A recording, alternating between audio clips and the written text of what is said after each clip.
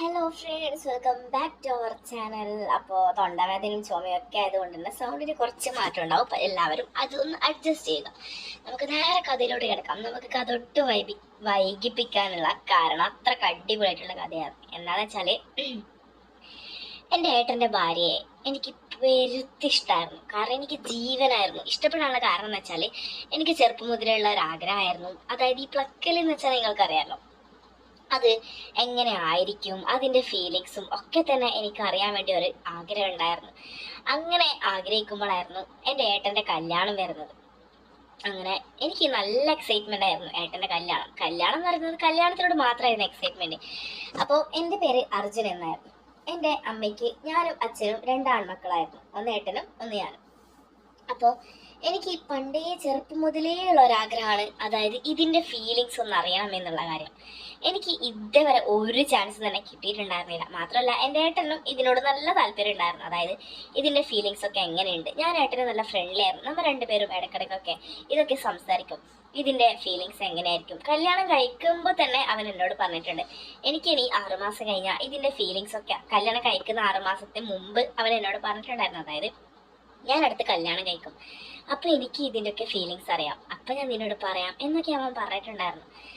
അങ്ങനെ ഞാൻ അവൻ്റെ കല്യാണം നല്ല രീതിയിൽ ആഗ്രഹിച്ച് ആശിച്ചു. അങ്ങനെ കല്യാണം ആയി. ഇന്നാണ് കല്യാണം. ആ കല്യാണത്തിൻ്റെ രാത്രി അവന് നല്ല ദേഷ്യമായിരുന്നു എല്ലാവരോടും. അതായത് അവനൊന്ന് വേഗം പോയി റൂമിൽ കിടക്കണം, റെസ്റ്റ് എടുക്കണം എന്നൊന്നും ആയിരുന്നില്ല അവൻ്റെ ആഗ്രഹം.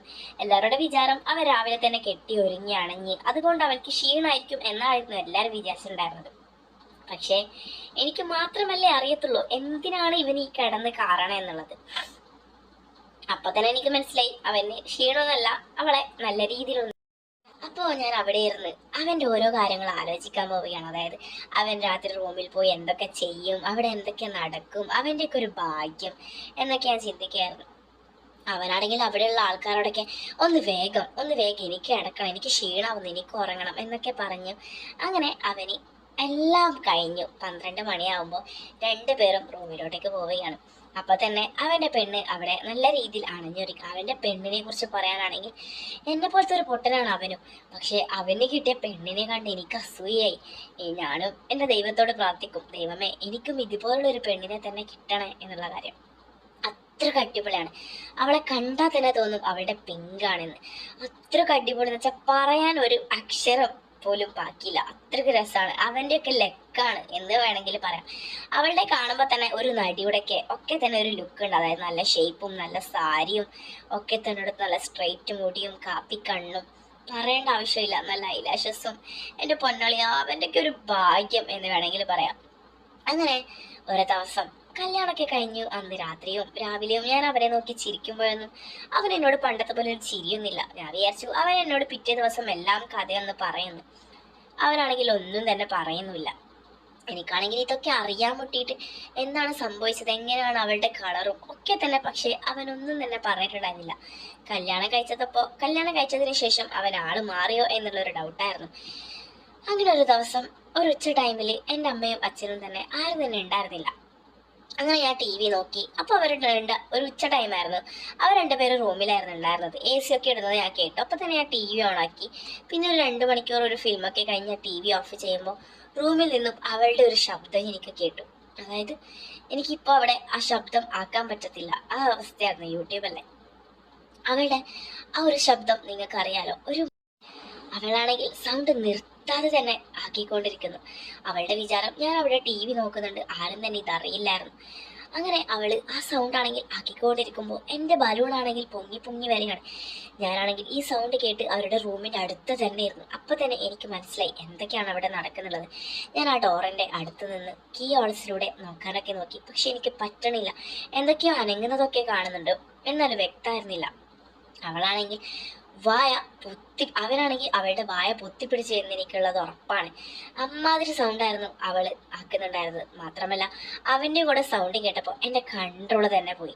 ഞാൻ വേഗം തന്നെ ബാത്റൂമിൽ പോയി. പിന്നെ ഞാനും അവിടെ സ്വർഗം കണ്ടു. എനിക്ക് എന്ത് പറയണമെന്നറിയത്തില്ല. ആ ഒരു ശബ്ദം കേട്ടപ്പോൾ മുതൽ എനിക്ക് എൻ്റെ ഏട്ടൻ്റെ ഭാര്യയോട് ഒരു താല്പര്യം, പറഞ്ഞറിയിക്കാൻ പറ്റാത്ത താല്പര്യം. എനിക്ക് അങ്ങനെയൊന്നും താല്പര്യം വരുന്ന ഒരാളല്ല. പക്ഷെ അവളുടെ ആ ഒരു ശബ്ദവും പിന്നെ അവൻ്റെ ഒരു ആ മോങ്ങലും ഒക്കെ തന്നെ കേട്ടിട്ടാകുമ്പോൾ എനിക്ക് മനസ്സിലായി എനിക്ക് കൺട്രോൾ ഇല്ല. ഞാനും ഒരു മനുഷ്യനാണ്. അവളാണെങ്കിൽ എൻ്റെ ആരുമല്ല, എൻ്റെ ഏട്ടൻ്റെ ഭാര്യയാണെങ്കിലും എനിക്ക് അവളോട് മറ്റൊരു രീതിയിലുള്ള ഒരു ഇഷ്ടവും തോന്നിപ്പോയി. ഞാൻ അറിഞ്ഞുകൊണ്ടല്ല, പക്ഷെ അവളുടെ ആ സംസാരവും ഞാൻ അത് തന്നെ പിന്നീട് എൻ്റെ ദിവസങ്ങളിൽ ഞാൻ കളഞ്ഞുകൊണ്ടിരുന്ന അവർ രണ്ടുപേരും മാത്രം ഓർത്തിട്ടായിരുന്നു. പിന്നീട് അത് ഞാൻ അവളും ഞാനെന്നുള്ള രീതിയിലും ഓർക്കാൻ തുടങ്ങി. അങ്ങനെ എനിക്ക് ഇവളോട് താല്പര്യം മൂത്തു മൂത്തു വന്നു. ഞാൻ ഈ റൂമിൽ നിന്നും കുറേ ദിവസം ഇവർ എൻ്റെ അമ്മയും അച്ഛനും ഇല്ലാത്ത ടൈം ഞാൻ ഇവരുടെ റൂമിൻ്റെ അടുത്ത് പോയി. ഞാൻ കുറേ ദിവസം ഇതൊക്കെ കേൾക്കാൻ തുടങ്ങി. കാരണം എനിക്കും ഇതിനോടൊക്കെ താല്പര്യം തോന്നി. അങ്ങനെ ഞാൻ ഡെയിലി ഇവരുടെ റൂമിൻ്റെ അടുത്ത് പോകും, ഈ ശബ്ദങ്ങളൊക്കെ കേൾക്കും, പിന്നെ എൻ്റെ കാര്യം സാധിക്കും. അങ്ങനെയായിരുന്നു പതിവ് ഞാൻ ചെയ്യാറുണ്ടായിരുന്നത്. അങ്ങനെ ഒരു ദിവസം ഒരു രാത്രി ഒരു 11-12 മണിയുടെ ടൈം ഞാൻ ഇവരുടെ റൂമിൻ്റെ അടുത്ത് തന്നെ ഉണ്ടായിരുന്നു. അപ്പോൾ എനിക്ക് ഇതൊക്കെ ഞാൻ അങ്ങനെ എനിക്ക് മനസ്സിലായി, അതായത് ഇവർ എന്തിനോടോ തുടങ്ങാൻ വേണ്ടിയുള്ള പുറപ്പാടാണ്. തുടങ്ങിയിട്ടില്ല. രണ്ടുപേരും നല്ല രീതിയിൽ ലയിച്ച് വരുന്ന ടൈമായിരുന്നു. അപ്പുറത്തെ വീട്ടിൽ കള്ളം കയറി എന്ന് അച്ഛൻ എനിക്ക് വിളിച്ചു പറയുന്നത്. അതായത് എൻ്റെ ചേട്ടൻ എന്ന് പറയുന്നത് എല്ലാത്തിലും തല്ലാനും എല്ലാത്തിലും ഒരു പിടിയുള്ള ആൾക്കാരായിരുന്നു. പിടിയുള്ള ഒരുത്തനായിരുന്നു എൻ്റെ ചേട്ടൻ. ആ നാട്ടിലൊക്കെ എന്ത് പ്രശ്നം വന്നെങ്കിലും ആദ്യം പറയല് എൻ്റെ ഏട്ടനോടായിരുന്നു. അപ്പൊ എൻ്റെ അച്ഛൻ വിളിച്ച് എന്നോട് പറഞ്ഞു, നീ നിന്റെ ഏട്ടനോട് പറ, ഇപ്പുറത്തെ വീട്ടിൽ കള്ളം കയറിയിട്ടുണ്ട്, വേഗം വരാൻ പറ അവനോട് എന്ന് പറഞ്ഞു. അപ്പൊ അച്ഛനും അമ്മയും തന്നെ നേരത്തെ അവിടുത്തെ പോയിട്ടുണ്ടായിരുന്നു. അപ്പൊ എനിക്ക് മനസ്സിലായി എന്തായെന്ന് വെച്ചാല് ഇവർ രണ്ടുപേരും എനിക്കാണെങ്കിൽ ഈ ഏട്ടനെ വിളിച്ചേ പറ്റും. അങ്ങനെ ഞാൻ ആദ്യം തന്നെ ഡോറ് മുട്ടി. പിന്നെ അവൻ ഡോറ് തുറക്കാത്തപ്പോൾ ഞാൻ കോൾ ചെയ്തു. അതായത് ഏട്ടാ, ഇവിടെ ഇങ്ങനെ പ്രശ്നമുണ്ട് പറഞ്ഞിട്ടുണ്ട്, ഏട്ടനോട് വേഗം പോവാൻ പറഞ്ഞിട്ടുണ്ട്. അങ്ങനെ ഏട്ടൻ പോകുമ്പോൾ ഞാൻ ചെരുപ്പ് ഇടുമ്പോൾ ഏട്ടൻ പറഞ്ഞു, നീ എവിടെയാ, നീ അവിടെ നിൽക്ക്, അവൾ ഒറ്റക്കാണ്, അവളവിടെ ഒറ്റക്ക് നിർത്തണ്ട. ഏട്ടനൊരു പേടിയായി. അങ്ങനെ എല്ലാം വിശ്വസിച്ച് ഏട്ടൻ തന്നെയായിരുന്നു അവളുടെ കൂടെ നിർത്തിച്ചിട്ടുണ്ടായിരുന്നത്. അങ്ങനെ ഞാൻ വേഗം തന്നെ റൂമിലോട്ടേക്ക് പോകുമ്പോൾ തന്നെ നല്ല ഇരുട്ടായിരുന്നു റൂമിന്. അവളാണെങ്കിൽ നല്ല രീതിയിൽ വയർത്ത് കുളിച്ചിട്ടുണ്ടായിരുന്നു. നമുക്ക് ഇരുട്ടത്ത് ഒരു വയർത്ത ആൾക്കാരെ ഒരു മിന്നൽ പോലെ കാണുമല്ലോ. അങ്ങനെ അവളോട് ഞാൻ ചോദിച്ചു, എന്ത് ചെയ്യായിരുന്നു? അപ്പൊ അവള് പറഞ്ഞു, ഒന്നുമില്ല എന്ന് പറഞ്ഞു. അവള് മെക്സിയുടെ ആയത് കൊണ്ട് അവളുടെ മുഖമൊക്കെ ഇങ്ങനെ തോർത്തി ഇങ്ങനെ തെറിപ്പിച്ച് കളഞ്ഞു. എന്നിട്ട് ഞാൻ പറഞ്ഞു, കിടക്കുന്നില്ലേ, കിടക്കാറായില്ലേ? അയ്യോ ഇനി കിടക്കുന്നില്ല, ഏട്ടൻ വന്നിട്ട് തന്നെ കിടക്കാന്ന് വിചാരിച്ചു. ഞാൻ അവിടെ നിന്ന് എണിച്ച് പോവാൻ നേരം അവൾ എന്നെ കൈ പിടിച്ചു. അപ്പൊ തന്നെ എനിക്ക് എന്ത് ചെയ്യണം, എന്റെ കൺട്രോൾ മുഴുവൻ. പിന്നെ അവിടെ നടന്നത് സ്വർഗമായിരുന്നു. അവളെ ഞാൻ സ്വർഗം കാണിക്കണം എന്നായിരുന്നു വിചാരിച്ചത്. പക്ഷെ നേരെ തിരിച്ചായിരുന്നു.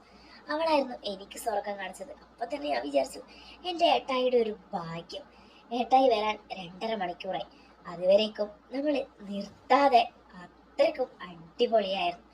എൻ്റെ പൊന്നു ദൈവങ്ങളെ, എനിക്ക് പറയാൻ വാക്കില്ല, അമ്മാതിരിയായിരുന്നു. അവളെന്ന് പറയുന്നത് പെണ്ണല്ല, പെൺപുലിയായിരുന്നു. ഞാൻ പോവാൻ നേരം അവളായിരുന്നു എൻ്റെ കൈ പിടിച്ചത്. ഞാൻ കുറച്ചങ്ങോട്ട് ഇട്ട് കൊടുത്തതേ ഉള്ളൂ. പക്ഷെ അവൾ എനിക്ക് സ്വർഗം തന്നെ കാണിച്ചു തന്നു, അവൾക്ക് ഞാനും. അപ്പൊ ഇതുപോലുള്ള കഥകൾ പച്ചക്ക് കേൾക്കാൻ ആഗ്രഹമുള്ളവർ തീർച്ചയായിട്ടും ആ നമ്പറിൽ എനിക്ക് വാട്സപ്പിൽ മെസ്സേജ് അയക്കുക. 500 രൂപ പേ ചെയ്താൽ നിങ്ങളെ ഞാൻ ഒരു ഗ്രൂപ്പിൽ ആഡ് ചെയ്യും. അതിൽ ഇതുപോലുള്ള കഥകൾ നിങ്ങൾക്ക് പച്ചക്ക് കേൾക്കാവുന്നതാണ്. ഇപ്പൊ video call, videos, photos, girls chatting, പിന്നെ നിങ്ങൾക്ക് 6 മാസം വരെ ഫ്രീ ആണ്. അപ്പൊ 500 രൂപ മാത്രം അയച്ചു തന്നാൽ മതി. നിങ്ങളെ ഞാൻ ഇവളെ സ്വർഗത്തിൽ എത്തിച്ചതുപോലെ ഞാൻ നിങ്ങളെയും സ്വർഗത്തിലെത്തിക്കും. അപ്പോൾ താല്പര്യമുള്ളവർ തീർച്ചയായിട്ടും ഈ നമ്പറിൽ എനിക്ക് മെസ്സേജ് അയക്കുക, വാട്സപ്പിൽ ഇടുക. ഞാനൊരു സ്കാനർ ഇടും, അതിന് 500 രൂപ പേ ചെയ്താൽ നിങ്ങളെ ഞാൻ സ്വർഗത്തിലോട്ട് കിടത്തുന്നതായിരിക്കും. അപ്പൊ ഇതുപോലൊരു ഉഗ്ര കഥയുമായിട്ട് ഞാൻ വീണ്ടും വരുന്നതായിരിക്കും. അതുവരേക്കും ബൈ ബൈ.